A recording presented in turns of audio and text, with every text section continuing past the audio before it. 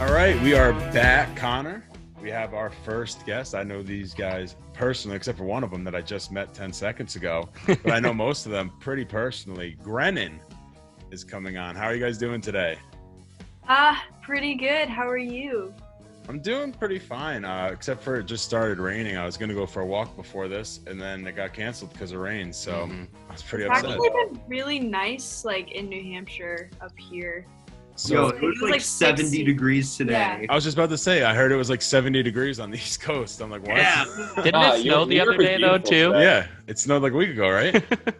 Yeah, it snowed like last week, like 3 days ago. But that True New happened to us England today. fashion. True Yeah. New England fashion. They don't know what they want to do until Christmas time, or well, February. February, you'll start getting it. So we're gonna start off with a bang here. So you guys have a new single dropping soon on November 13th called "Sick." You want to tell us a little bit about that? Yeah, so Sick is the second single off of our mental health EP. It's following Imaginary Friends. And we're super excited about it. It's coming out November 13th. It's about anxiety. It kind of furthers the story along. If you've watched the music video for Imaginary Friends, this is sort of part 2 of the story. So yeah, if you haven't seen the music video or listened to Imaginary Friends yet, you should do that so that you're like, hey, I'm following along. You gotta get caught up. It's pretty sick. The Imaginary Friends video I heard was shot in your new casa. Like you, Yeah. right on location, you just moved straight in. You're like, this is such a great spot. Let's move right in. Yeah, so we actually moved into the apartment that's upstairs, not the actual house itself. So we're below where the video, or no, we're above where the video happened. Above history. You're above history. So you said the EP is going to be called Mental Health? The EP, yes. And so what do you guys think of the release of that? Like when do you think that's going to happen? Honestly, No idea? it was originally supposed to be out this like May, June-ish, but then COVID existed and we couldn't tour. And now we're just kind of here in an apartment above where we shot a music video. So we're winging it and seeing what happens. And we're just really excited to be releasing music in general. We might make the EP into an album. Who knows? Okay. So what, you have more songs you're cooking up then. If you're going to thinking of that, I'd hope you have some in the chamber before you start thinking of that. RJ, we've never met. Now I've worked with this band for a while. I've been telling Connor about that. We've never met. So you're in Brooklyn, correct? Yes, correct. Yep. So how do you guys practice through Zoom then? Because that's a little bit of a distance away. It's a bit of a distance, and when things were a little bit lighter, towards like that end of summer cool down where things looked like they were getting better, it was a lot of super safe car rides, just really really well organized no stop car rides to get practices in. And then when my internet gets upgraded, we're hopefully going to try out some of this new age these Zoom practices. This is your test run right now. You're on Zoom right now. Exactly. Let you know it's a practice. Start playing. Yeah, you brought your instruments, right? You brought your instruments, right? This is a practice. I love my guitar strings. There you go. He's got a little uke. We're good. We're good. Perfect. This is the mini bass. Yeah. The mini bass. So how many instruments can you play other than the bass? So just off of what I have on hand, bass, guitar, fingerstyle acoustic, ukulele. I've been getting really into synthesizers lately too, and launch pads. So I'm trying to master rhythm and tempo, because as far as drums went, I was always a little bit slow. I could never master limb and dependency. So Kacie, this is now your third name change of the band. 1, 2, 3. What made you decide to go back to a full band name instead of your own name? Well, it caused a lot of brand confusion. We had, so we were originally called Last Reach, and we had a few different members and everything while we were still figuring out, because we were 14, so we weren't really, a serious band. We were doing it more for fun, and then it started to get really serious. Plug for the Offstage Last Reach documentary. Yeah. Everyone check it out. That's very timely. That's us. That's me with not having hair when That's I me was with 14. black Is hair. that a thing? Yes. Yep. Oh my god, I've got homework after this. Yeah.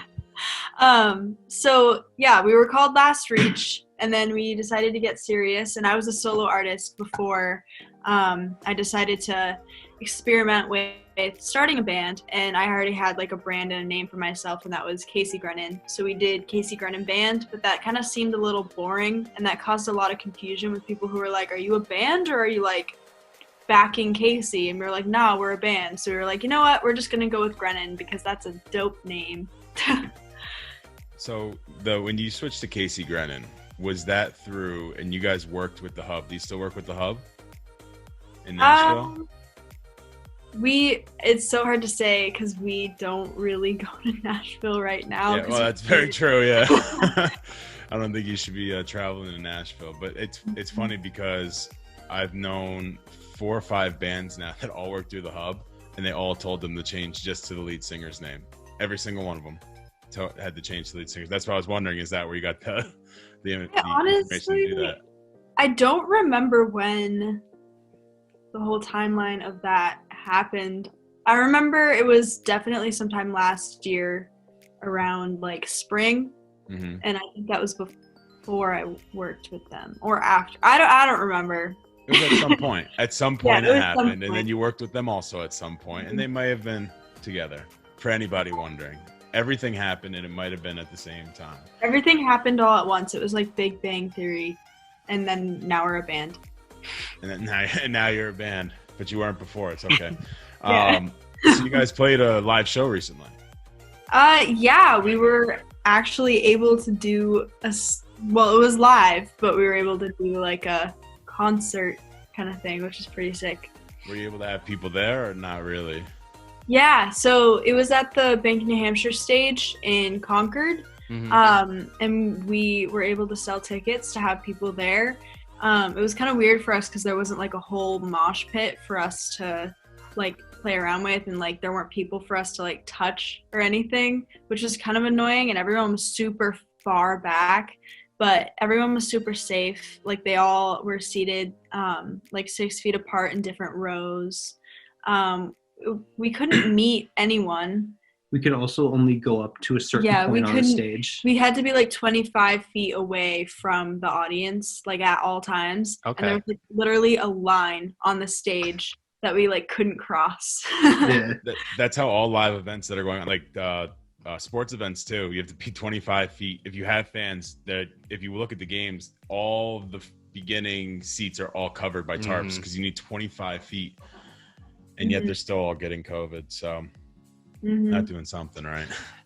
Did that distance you had to do kind of change the way you guys felt while playing for a crowd? Because it kind of distanced you can't be super close up, and reactions might feel different.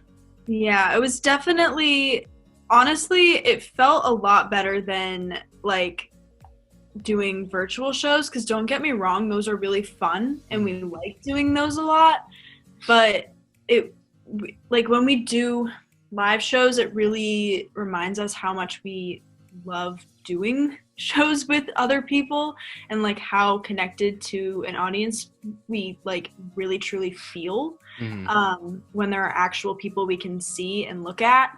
So I honestly, even though it felt different, it didn't feel bad, and I don't feel like it negatively impacted our show, just because we were so thrilled to be playing in front of actual people for the first time in a really long time. But it did feel really weird because we couldn't do some of the crowd interactive things that make our show kind of fun like we usually do. Like I was gonna like, I don't know, we usually have like water that we like throw on people sometimes, but we couldn't do that. I was gonna say that's definitely a no right now. Yeah, that's definitely. There was another time that before the show, I talked to a bunch of people in the crowd without Kacie knowing, and I said, you know, people normally jump during the first song. What you guys need to do is sit down and pretend you're rowing a canoe. And they said, okay. So we start this high energy song, which just so happened to be Sick. And next thing you know, there's like a whole room of kids like sitting down, like pretending to row. And Kacie was like watching the whole thing. She was like, what the hell is going on? So we couldn't do stuff like that. I also I do like the 311 miss during one of our other songs, and I couldn't do that because germs and everything. Spit up into the air. Yeah. Unfortunately. That usually makes the show. I love spitting up in the air. That's unfortunate that people just can't sit there and get drenched in your spit. But I know. You got to make sacrifices like the rest of us. Our show so I can spit on you. Sounds appetizing. So we already talked about it. It was already brought up. So you were on our second episode of Offstage. And that was, 3 years ago now, I think. Yeah. That was a long time ago. Almost time ago. Yeah. Yeah. How do you feel you've grown and changed as an artist since then? Well, I mean, the whole name change. Yeah. We have a permanent bassist now, RJ. Extra perm on that. Yeah, he literally got a perm for us, so I think he's permanent. Wow. That's officially part of the band. This volume isn't natural. Wow. I think that's in contract. Once you get a perm, you're in. Yeah. Mm-hmm. That was the deal. If you're the face, the head, I've got to be in the band at least, you know? Yeah. Yeah. So how else do you think you've grown? I don't want to die as much anymore. Wow. That's great. I think that's That's great. Well, honestly, our music too. Like we had like 2 songs. We went from Back Burner and Too Late to like Sugarcoat. Yeah. We didn't have like any music at all, and it was all like it was literally the first music that I had ever written. Like it was my first 3 songs, and I remember the song that you featured on Offstage was Gaslight, and that was literally it was the 3rd ever song that I'd like ever written. Mm-hmm. Whereas now I have like tons and we're releasing an EP that we actually like had a huge hand on producing ourselves, instead of like hiring session people. So that's pretty cool. And we actually feel like we know our music now. I do want to say you said that like Sugarcoat, but I don't think anybody outside this Zoom call knows what Sugarcoat is, correct? Because you haven't released it. A few people might actually. A few people. Yeah, might? A few people might. Yeah, okay. Our drummer. Yeah, our drummer. True. All right, we got one. We got one. Yeah. Yeah. That's a song. Kind of going off that last question, I've had the experience of working with Mr. Schnabel over here for a couple of years as well. What has it been like in your experience? And remember, you're under oath. Oh, jeez. No, what's it like been working with Chris in the past, especially with the past Offstage? I'll cover my ears, guys. Okay, well, it was so awesome. We've actually worked with them like more than on just Offstage. Yeah. Like we shot a music video for one of our old songs, Break Mine. Mm-hmm. That's an old one that's not on the EP. If that shows you how long we've really been working with Chris. Yeah. And we also shot like a video shoot with him, just for some like more behind the scenes kind of pitching to like business people and music. So yeah, we obviously like working with them. He always brings a super like lighthearted approach to everything, so it makes working with him super easy. Like he's not like a lot of other people will like you see them come in and you're like, oh damn, like this is a person that's like I need to like be 100% professional around, and then you see and then Chris doesn't give that. Not saying that you don't have that you can't be professional, like, but like with Chris it's like easier to like let your guard down and like actually be you, because he doesn't like hold anything like against you, which is really nice. So to reiterate, we absolutely hate him. Yeah, exactly. All right, Chris, you can unmute yourself now. They said they hated you. That's fine. I mean, I think I'm going to bring more people on that I've worked with and just have them compliment me. Exactly. It's just be a compliment session. Show from now on. I'm going to find like one person that did not like working with you and bring him on for like an expose. He was terrible. No, people have to realize when you're working with other people, if you're super button up and you're very strict, they're first of all, when we shot a documentary, you can't do that because then you guys won't be, you, and that's what you want to see. But anything, why would you want to do that? That's for anybody that's looking to shoot video. If anybody's looking to do that. So obviously with COVID going on, you can't really plan any tours or anything like that, but how have you been doing live shows for fans other than the one live show that you've actually done? Like other things like have you been doing like drive-ins or online sessions, stuff like that? So we've actually we had a series for a while that we're going to start back up soon once we're all moved in and we have a place to actually live stream from. We used to do things called Pity Party Wednesdays where we had like pity parties with people and we just played music.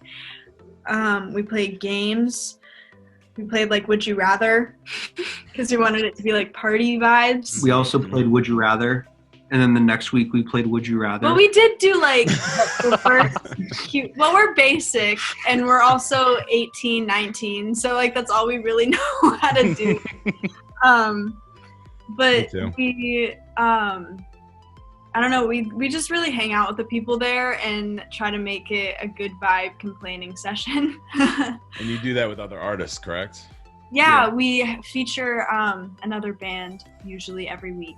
We've had a lot of really cool people on there. Yeah. What's the most fun about having other people, like collabing with other people on something like that? Well, it really brings two fan bases together. So like, I don't know, like the business part of me is like, hey, like we're making new fans, both sides of us. But like the cool part is that we're actually making like friends with people because like we're like actually getting to interact with people that we normally wouldn't be able to because like sometimes, I don't know, like some of these bands are really far away, like some are from New York or from the West Coast, and we wouldn't normally be able to hang out with them or their fans. So now we're getting to do that, and it's cool. Awesome. So you guys were finalists in the Rock and Roll Hall of Fame High School Rock Off. Want to tell us a little bit about that? Sure. You want to take this one? Oh, Jesus. You got it. So we went out to Cleveland. It was, December of 2 years ago? January of 2 years ago. It was cold whenever we went. Well, it's Cleveland, so that could be any time in the entire year. And that plays into the first round that we were in because not a lot of people, like one of the bands I think actually didn't end up making it that first round because of like the weather and stuff. But like we were on stage playing and meanwhile outside there was like a blizzard happening. So that was really interesting, and bringing gear back out to the car and stuff, like I was still sweaty, so like my hair like literally froze. We were driving through like a solid foot of snow on the highway to get back to our Airbnb. But like other than that, like we met some really awesome people there. We got to go back a second time because we made it to the finals, which was pretty sick. Honestly, just playing at the Rock and Roll Hall of Fame was awesome. Yeah, it was. We met some really awesome people that we're still really good friends with to this day. Mm-hmm. Actually, one of our guests, two of our guests, we had, they were bands that we met through the Rock and Roll Hall of Fame on Pity Party Wednesdays. It was First to 11 and Katie from Excuse the Interruption. And they live in Pennsylvania, and we normally wouldn't have done a show with them or anything unless we like drove all the way out there, which is obviously a lot harder than having a live stream. So yeah, it's pretty cool. Do you ever think about collabing with any of these bands in any type of way other than shows? Like doing music together or something like that? Yeah, I'd love to. Honestly, I'm just so in the mood to collaborate with anyone. Right now, we haven't been writing because we've been moving, but I know RJ and I have talked about collabing with like Black Bear or something. So yeah, that's realistic right now. Black Bear, if you're listening to this by chance, well, they are. Hit us up. And 100% are listening. Close personal friends of the podcast. Please get up in this. So through all of COVID, what would you say the toughest part has been musically?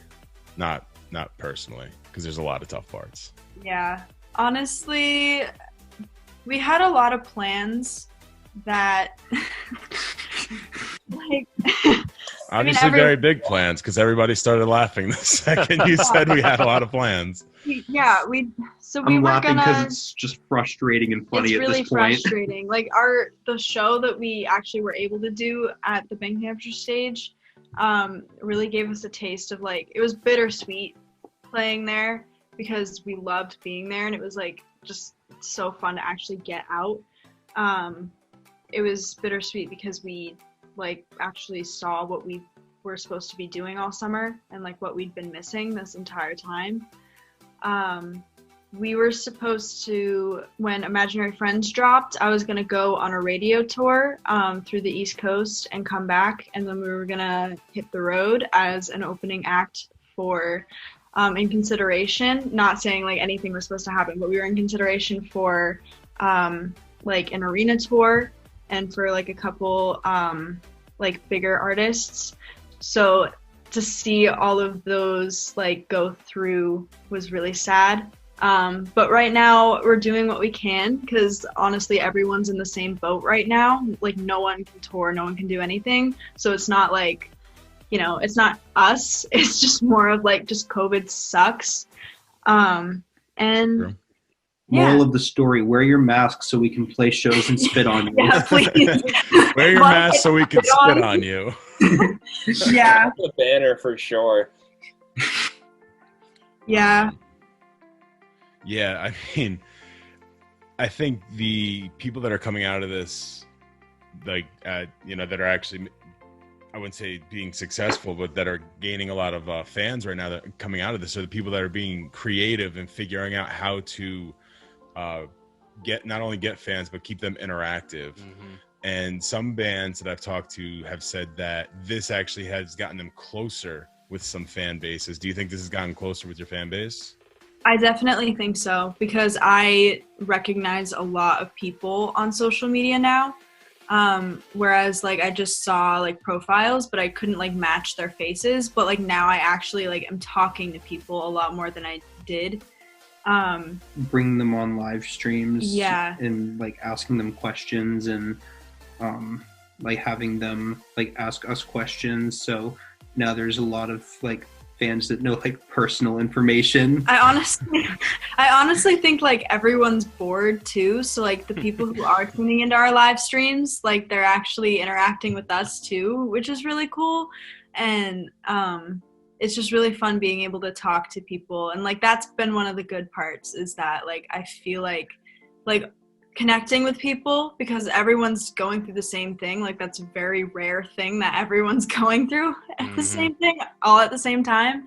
But also like being able to have this time to be as creative as we want to be. So like everyone's just part of this big universal suck fest at the moment. So making it less sucky with each other is definitely the way to be going right now. And that's why we love doing pity parties so much, because it brought us closer to, again, not only the people that tuned in to watch us, but also the artists and their fans that tuned in when they saw that that artist was going to be with us.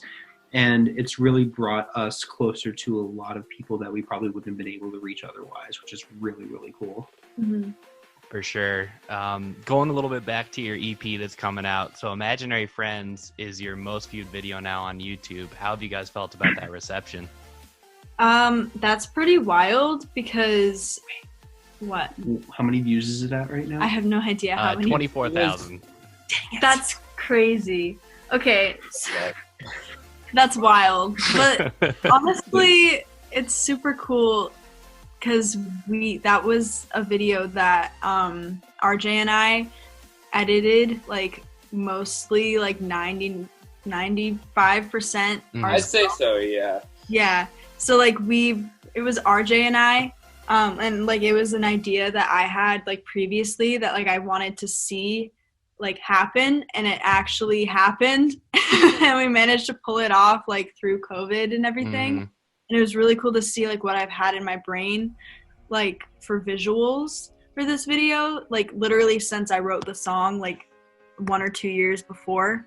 It was cool to see it like all be brought to life, and in such a personal way where RJ and I like really edited all of it ourselves. So when you were it was a cool tag team, like collaborative effort too. For sure, editing it together, was there this distance between where you're in, you guys have hundreds of miles between each other, doing it online or something like that?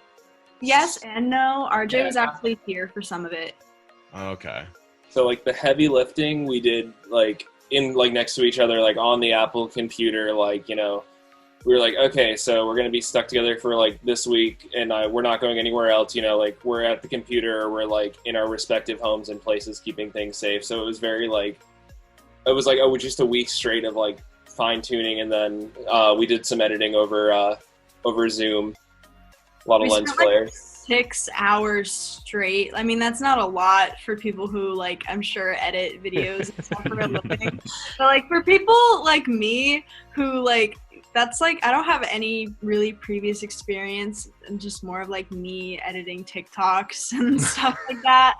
Like that's a lot. Like we spent a lot of time like literally at my kitchen table doing backing up 2 seconds and making sure like the cut's perfect and like the scarf is wiping the right way. Yeah. And I have ADD, so it's like I had to get kicked out of the house for most of the editing process because I was like so distracting. And Kacie was like, "Leave, just get out." Couldn't handle you just like watching over. Yeah. It's funny. We just interviewed a gamer the other day that puts out probably like a video a day. And one of the questions is, do you outsource your video stuff? And he does it all in-house. And it surprises me how many, like this guy's a very, very big streamer. So it's very surprising to hear that. And the more I think about it, I'm like, wow, a lot of people keep it in-house to do the editing and stuff. But it's just the storytelling. You have the story in your head. You want to tell it the way you want it to be told. And that's why you keep it in-house. So RJ, do you work on video stuff as well? Like, is that why you're part of the editing, or did you just want to help out? So previously, like especially throughout college, I did a lot of like low budget camera work and like a lot of like music video editing and stuff for like friends, just around campus and stuff. And I kind of took that a little hard and like went on Linda courses and did some online certificates, and kind of that's been like one of my like side passions is video editing and like a little bit of cinematography. So it was more of just like an opportunity to like work with the band and kind of like get closer with everybody while also putting like my own a little bit of like personal touch into things. So how did you guys meet? How did you connect with the band? Ooh, so it goes back. Yeah, you want to start, Kacie? So when I was like 11, 12, RJ's actually from New Hampshire. Like he lives like the town, or he grew up in the town like next to mine. And I don't know how we met, but he was actually the one who taught me how to play guitar when I was like 12. And then he went away to college. Yeah, I think you're coming into one of my old groups. You were opening for us for like the first time, and you needed an accompaniment. Wow. Mm-hmm. There's a collab. Mm-hmm. Yeah. There's the collabs coming in. Yeah. So you're down in Brooklyn for school? So for school, I actually was in Orlando, Florida. I went to Full Sail for audio engineering and recording and stuff, and got my hide tanned there quite a bit, but I made it out. And Brooklyn was kind of like the next step because it's kind of where the internships were bringing me at that point. So I did a little bit of like personal work, and then right before COVID, I had actually just finished up like my first like real internship, and now we're here today. Not much has happened between now and then. Now here we are. Grenon, life is Grenon. So what's going on with you two with the headbands? Is that the new style for the band? Oh, honestly, with the bandana, I am wearing it because I haven't washed my hair in a long time. I was lazy when I woke up this morning and didn't feel like showering, so I just threw it in. It's the lazy, like, rock star. Honestly, kids with your long hair. I put it in a messy bun too, but like, Yeah, Nick's hair's long enough at this point. Yeah, my hair is long enough to do a messy bun at this point. Honestly, with the bandana too, the buns kind of fly. Yeah, honestly. Go for the whole look. Mm-hmm. Go for the Do whole it. look. I'm literally Yeah, get the in my buns together. pajamas right now, and I was just Are lazy. you? Like, I'm not brushing my hair. These are my Mario pants. Oh, that's beautiful. I'm actually dressed. Like, yeah, Nick's I'm actually presentable. dressed. Like, I have my Professional. I have my jeans on. I have one of my favorite rings on because Salem, Massachusetts. And the reason I wore like bandanas and stuff like when my hair started getting longer is because someone told me, I can't remember who it was, but someone told me that with the long hair and the bandana that it reminded them of a young Harry Styles, and I thought that was just the coolest thing ever. And I'm in love with Harry Styles, so The look Casey gave you when you said that was Who amazing. told you that? I can't remember. It was someone at work. Well, if someone's telling you you're rocking Harry Style vibes, you got to go for the vibes. You just got. Yeah, Okay. honestly, like he's so confident and he's so cute, and I'm like, Okay. thank you. The dude there, Nick.